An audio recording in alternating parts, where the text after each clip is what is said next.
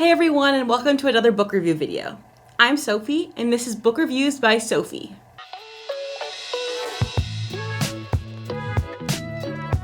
I know it's been a while since I've made one of these videos, but I'm happy to say that I'm back in the studio. I hope you're as excited as I am. Thanks for being patient with me. Now on to today's book, The Ballad of Songbirds and Snakes by Suzanne Collins.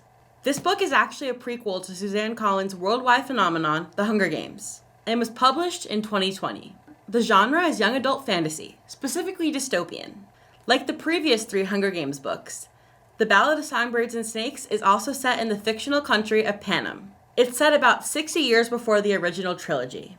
This prequel focuses on the man that is the president in the Hunger Games trilogy, Coriolanus Snow, and serves as an origin story of sorts. It explains how he got into the games as a young student in the capital, and what his life was like as a young man. The noble house of Snow has fallen, and his family is now poor. Coriolanus is ambitious and full of tenacity, and will do absolutely anything to get his family back on top. Enter the 10th annual Hunger Games, and of course, the tribute Snow is assigned to mentor, Lucy Gray Baird from District 12. Just a quick recap if you're unfamiliar with the lore and the world of the Hunger Games. The Hunger Games is a yearly battle put on by the capital, where kids, or tributes, from each district must participate. In this battle, they fight to the death, leaving one victor.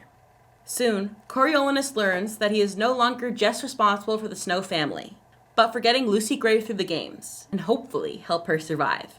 As Coriolanus and Lucy Gray grow closer, he now more than ever wants to make sure that she wins, as well as secure his future as one of Panem's greatest. Now on to my thoughts. This book is so far my favorite of the year, so of course I gave it 5 stars. From the first page, this book was deeply interesting and totally keeps your focus, and really keeps you invested despite its over 500 pages in length. Please don't let the length intimidate you.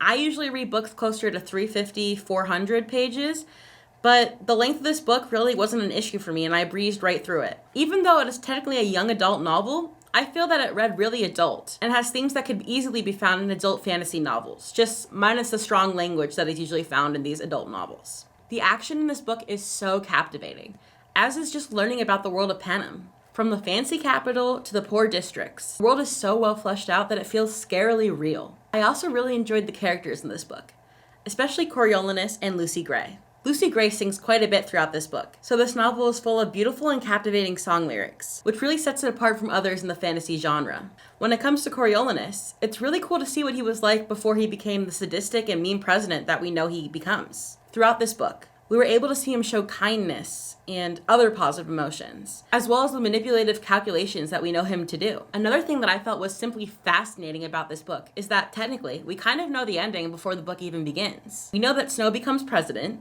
We know he ends up on top. What we don't know is how he gets there. And that's one of the reasons this book really spoke to me and pulled me in. Now, as I always do, I'm going to lay out some of the themes in this book. One major theme is power. What people will do to get it, and what people will do to keep it. The whole reason the Hunger Games exist in the first place is so the capital can show and exert their power over the districts and keep them in their place. So it's not shocking this book centers around power. It's also about Coriolanus' want for power and need for power. What sacrifices will he make to get what he wants? Another major theme is privilege, the difference between the poor and the rich. Coriolanus' family is poor, while the others in the capital around him are really rich and wealthy, and the others don't know how dire his financial situation really is. This also translates to the dynamic between the capital and the districts, where everyone in the capital looks down on the districts for being inferior and less than and being poor. Those in the capital see the districts as inhuman, as is illustrated by the quote on page 64. A self-important little girl marched up beside them and pointed to a sign on the pillar at the edge of the enclosure. It says, "Please don't feed the animals." "They're not animals, though," said Sejanus. "They're kids, like you and me." "They're not like me," the little girl protested. "They're district. That's why they belong in a cage." Now, on to who I recommend this book to. The answer to that is, well, everyone. This book would definitely capture the attention of young adults and fully grown adults alike. If you read the original Hunger Games, or even just saw the movies, I would really recommend this book to you, especially considering The Ballad of Songbirds and Snakes is set to come out as a movie later this year. it would be a great idea to read the book before you watch the movie. I actually even think you could read this book without having read the prior Hunger Games trilogy. There's enough information given in the book that you won't really feel like you're missing anything, though I definitely believe having read the trilogy will elevate your reading experience even further. Beyond that, I think this is a great example of fantasy to read, because it's not so steeped in lore that it's impossible to understand, but it's so different from our own world that it's a great read. I personally love dystopian books, so if you do too, this book is for you. Well, that's it for this video. Thank you so much for taking the time to watch this review on The Ballad of Songbirds and Snakes by Suzanne Collins. Hope it was a good watch. Bye!